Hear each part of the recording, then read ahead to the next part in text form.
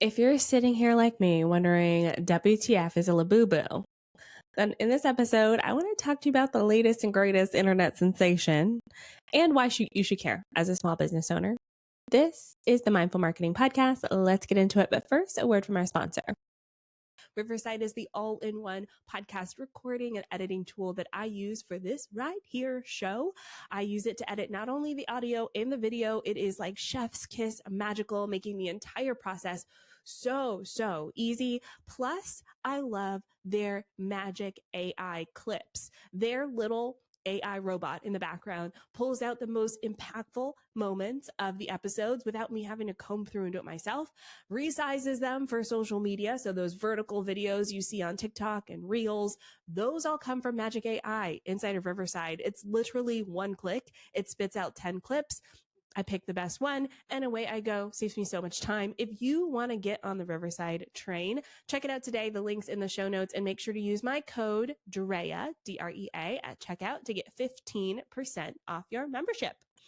All right, I got to pre-apologize because I'm sick again. I know I feel like I apologize for this on every single podcast episode, but legit, this has been one of the weirdest parts to me of having kids is like how frequently I'm sick. So y'all just gonna have to listen to the raspiness today. Okay. So I went to Threads the other day and I posted, someone please tell me what the F is a Labubu. I don't know. I started seeing these pop up everywhere. I was on TikTok just doing my daily scroll and I noticed someone doing this video of like the evolution of their Labubu obsession. And I don't know what it is, right? So they had one little like gremlin looking thing hooked onto their belt. And then it was like 2, and then it was 10. And then they were surrounded by them. And I was like, okay, that person's just weird. But because I watched the whole video, y'all know the algorithm was doing its algorithm thing. It started showing me all these Labubus. And I was like, I don't care about this, but I'm also low-key fascinated by the level of obsession because you don't just see someone with one of them.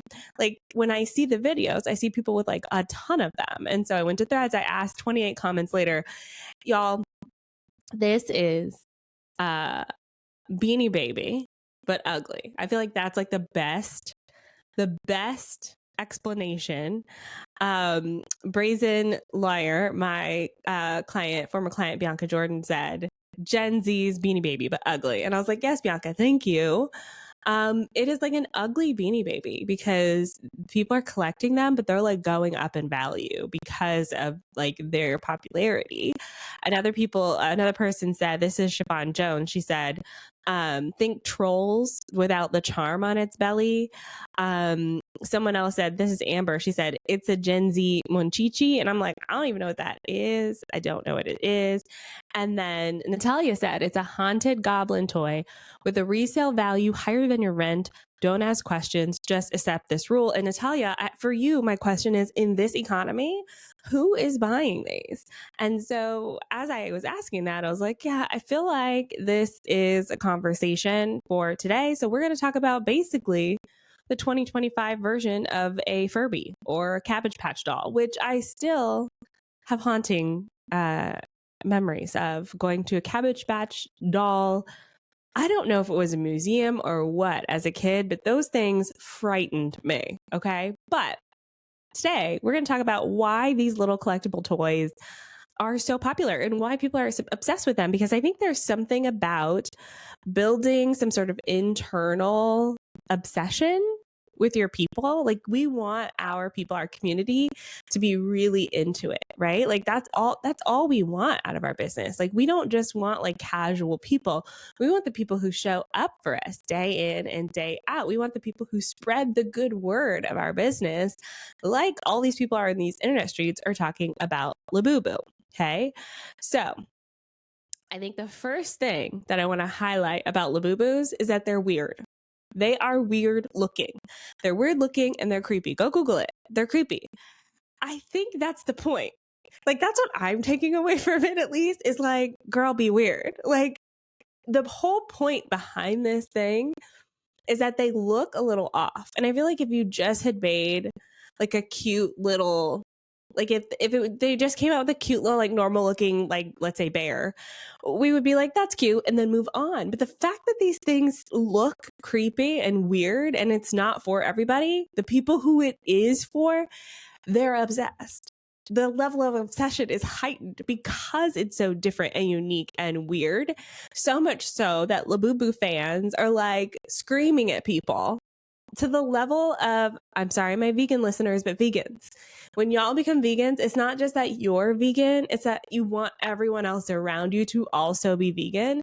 That's what I'm feeling from Labubu fans. They're like, not just you should have a Labubu, but everyone should have a Labubu. And it's like become their obsession. And I can't say the word anymore. Like, I'm hearing myself, Labubu. It sounds weird. Anyways, they're not trying to be for everyone.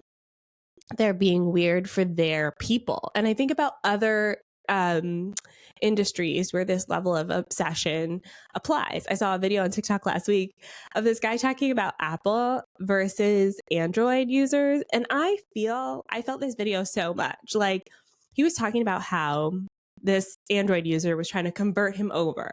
And people do that. If you have an Android and someone else has an Apple, you like try to convert people over. And I will tell you this right now, I have Apple everything. I have the Apple phone, the watch, my computers, like everything is Apple. And technically, I could admit Android can be better. Like, I am not too proud to admit that Android can be better. I can't tell you why. I will be an Apple user for the foreseeable future. Okay. I don't see myself ever switching. That they could double, triple the price of their stuff. And I would still go, well, I guess I'm just going to have to pay double or triple. Like, there's something about it where like I'm bought in. Same thing for my Starbucks. Although I found a local coffee shop near me that's like better than my Starbucks. And so I go there now. So like, yeah, sometimes if it's better, I'll switch. But however, whatever the case may be, when you find something that you're like, this is my thing, it's hard to change people's minds. And so that's the power of being like a little bit different, unique, or weird. Okay. Second thing, Labubu is a limited edition. Now, I had to look this up. Just like with Beanie Babies, they only make a certain number of them. Now, I looked it up very briefly because I cannot look at the pictures of these things. They freak me out. And if I end up with nightmares from studying for this episode, I'm blaming y'all. But people line up. They set alarms. They're trading them like limited edition Pokemon trading cards, Yu-Gi-Oh cards, whatever the case may be. And then it's not just that. They're building this whole like fictional world behind it. There's lore, there's characters, there's everything, right? And so this obsession feels orchestrated a little bit by the people behind Labubu, but also people are buying into it, right? And because of the limited runs plus the storytelling, I feel like that leads to some of this brand obsession. I don't think it's accidental. Like, the people who created this, I think they kind of studied why people like these things. It kind of reminds me a little bit of Crocs, okay? Because I'm a new Crocs convert. Y'all know this here on the podcast. I thought Crocs were ugly for the longest time. I actually still think they're ugly. They're ugly shoes. But my mom came over to visit like a year ago, and she said, just try them on. Just try them on. And I said, you know what? Let me just slip them on while I, take the trash out. Y'all, they're so comfortable that I was like, oh, I understand. I understand now. And now I have a pair of Crocs that I use to like walk the dog and do my daycare drop off. So I feel like that is it with Labubu too. It's like, it's so ugly that it's like circled back around to being cute again. But because it's got like this storytelling and the lore and it's so limited, people are so bought into it. Okay. So as a business owner, I want you to think about, how can we frame our work in a way that adds in the storytelling, right? And also makes it limited time, built in scarcity. I will say my huge like asterisk to this is like, we're not doing fake scarcity, right? So when you build in scarcity, it's intentional. Could they make more Labubus? Yeah, they could. But they made an intentional decision to say, this is it. This is how many we're going to make. And then we're moving on to the next one. And so I ask you, how can you do that in your business? So for example, recently I did a sale on one of my products that did really well. And it's because I just set the sale for 4 days. I'm doing a 4-day sale. This is the time that I'm selling. It made sense for me, it made sense for my content calendar. And like, technically, yeah, I could extend the sale or I could shorten it. But I think the reason that it worked is because it was the right product with the right amount of scarcity and the right amount of storytelling. It was my big inbox energy, by the way, workshop, which is usually $97. I discounted it to what, like $17? And a bunch of people bought it because I set it as a limited time parameter, especially in the summer when we don't want to be messing around with social media too much. It's like, okay, focus in on email, right? Okay, so that's the second piece of this Labubu phenomenon is like storytelling and scarcity. And the first piece is like, own your weird. Okay, there are 2 more pieces to this. The third piece, why I think this works, is because it is almost maximalist in the way that this is presented. It's like chaos meets cute meets ugly in like a weird mix. I'm trying to figure out how to describe this because I do feel like the aesthetic online right now, there's like certain aesthetic buckets, right? And one of the aesthetics is like minimalist, like beige neutrals, like clean girl coded. Okay. That's an aesthetic. And this is the opposite of that.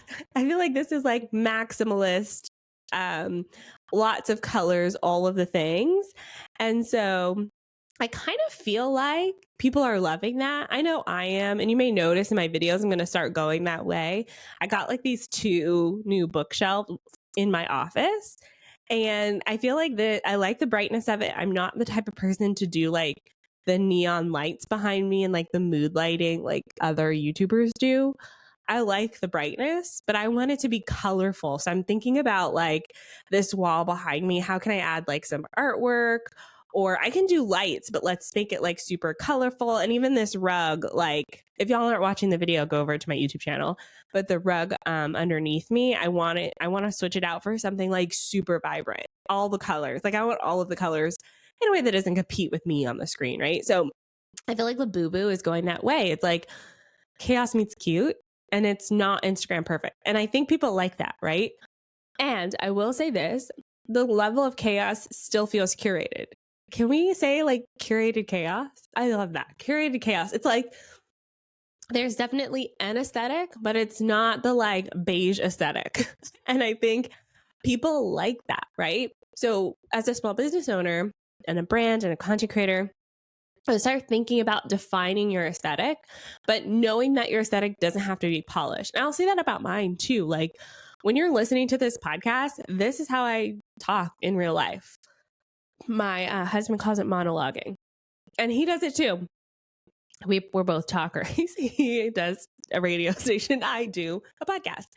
And so when we get into monologuing, this is just how I talk. Like in real life, my friends can tell you, my husband can tell you, this is just me, right? I don't talk perfectly. I have a lot of filler words. I lose my train of thought. I interrupt myself. I tell stories, but I think that's part of me. And I've just embraced it more and more over the years. If you go back, 300 episodes ago, I was a little bit more buttoned up, a little bit more polished because I thought that's what people wanted to hear. But the more I relax, the more people actually listen to what I'm trying to say. And so for me too, it's a lot easier to create content because literally, y'all, I posted that yesterday and I sat down today to record this podcast about Labubu after going into my deep dive. Okay. And so it doesn't have to be perfect. I just need to show up and share the info, right? And so I want you to think about what that looks like for you. Maybe it's not a content calendar. Maybe it's knowing that you post better in real time. Or maybe it's not, doing email marketing. Maybe you're better at podcasting. Or maybe it's not having studio lights and doing a big YouTube production. Maybe you're better at writing blog posts. Like whatever it is, you don't have to follow the prescribed, like do this, do that, do this marketing advice. You can choose what you want and then your people will become obsessed with it. The next thing I want to say about this is Labubu. Is it Labubu? A Labubu? It's optional, baby. It's optional. Okay. I feel like this is a huge one because I used to work in the spa industry. I work in marketing. People keep saying you're the first thing to get cut when, people aren't making money, blah, blah, blah, blah. Y'all, in this economy, people are spending money on Labubus. Okay. Why? Because it's tugging at their heart, not their head. Okay. People make buying decisions a lot of times with this guy right here, your heart. They feel the delight, I guess, of looking at these ugly little things. They feel the nostalgia. It feels, it does. It feels like a Furby, a Beanie Baby, whatever. So like the parents who are our age, millennials now, are buying these ugly little things for their kids because they want it, or themselves because they want it. And they want it because they just want it. That's it. They want it because they want it. And I feel like sometimes we go too far in the marketing to try to orchestrate desire from people instead of figuring out what people want and then giving it to them. And I talk about this a lot with my mentees in the mentorship program, where I talk to service providers, social media managers, web designers, Facebook ad strategists, marketers, right? Y'all are out here trying to orchestrate desire for your offer when desire already exists. Ain't nobody wants to write their own emails. They don't want to run their Facebook ads. They definitely don't want to post on Instagram. Okay. So like some of this is just showing up and allowing people to like see that you have it to offer and them going, phew, that's exactly what I wanted. Right. And they may not need it, but they want it and they want to buy it. Okay. And so I think that that's something that you have to acknowledge in the work that you do. It sometimes can be a hard pill to swallow because as artists, we want people to like crave our stuff because of the deep intrinsic value, when at the end of the day, they just go, I like it, so I bought it. So I think that could work for any sort of industry. People like something, they feel it in their heart, and then they buy it. It doesn't need to be a huge mental back and forth decision. Now, my reflection for you at the end of this episode is this. If you were to be Labubu, what would you be? Okay. If you were to be a Labubu, what would you be? What is your Labubu of your brand, right? What is the thing that is a little bit weird? It, causes this obsession because of the storyline. It has scarcity built in. It has its own aesthetic that's not, the Instagram minimalist polished aesthetic, but it has an aesthetic and people just see it and they want to buy it, right? What is that in your business? How can you create that or amplify that in your business? And this Labubu is a trend. I want to emphasize that too. It's a trend. There will be another one, just like Beanie Babies were a trend, Furbies were a trend, Cabbage Patch dolls were a trend. Just because something's a trend doesn't mean you don't do it, right? Fidget spinners, it's another one that was a trend. Just because it's a trend, it doesn't mean you don't do it. But if you have your ears and eyes open and you listen to what people are saying they want, and then you find a way to show up in that way, it can be very, very helpful for you to stay memorable with your story, to add in scarcity, to speak to people with their heart first, then their minds. I think they'd be such a powerful marketing strategy for business. So I'll give an example. I'll give an example that I give a lot of times when I talk about this idea. And it's the idea of a business that's a dog kennel of sorts, a doggy daycare or overnight stay, doggy hotel, whatever word you want to use there. And a lot of times with marketing this type of business, you can market things like, we take really good care of the dogs. We have, X number of rooms, X number of staff members. But I have a dog, and for me and my dog, we need to know the benefits. Like, are they going to be cuddled? Are there doggy treats? Show me pictures of the dogs having a lot of fun and I'm sold, right? Like, you don't necessarily need to be so technical in how you show that thing, because I will get to the technicalities later when I'm making the buying decision. But immediately, if you put a picture in my feed of a dog having a grand old time on like a giant stuffed couch playing with other dogs at your doggy daycare, I'm like, my dog needs to go there immediately. And so I feel like sometimes as the business owners, we get so technical in like how we present our offer when we really need to speak to the heart first. All right. If you have a Labubu and you actually like it, please DM me on Instagram. I'm at OnlineDrea. I need to know personally why you like it. I have a lot of reasons why people don't like them, but the more we talk about them, the more they're selling. So I need to know, like, what is your personal obsession with it? And then stay tuned. I have more episodes, of course, coming at you every single Tuesday. Thank you so much for enjoying the show. If you really do like it, it helps us out a lot if you leave a 5-star rating on Spotify or Apple Podcasts. I'll see you next week. Bye for now.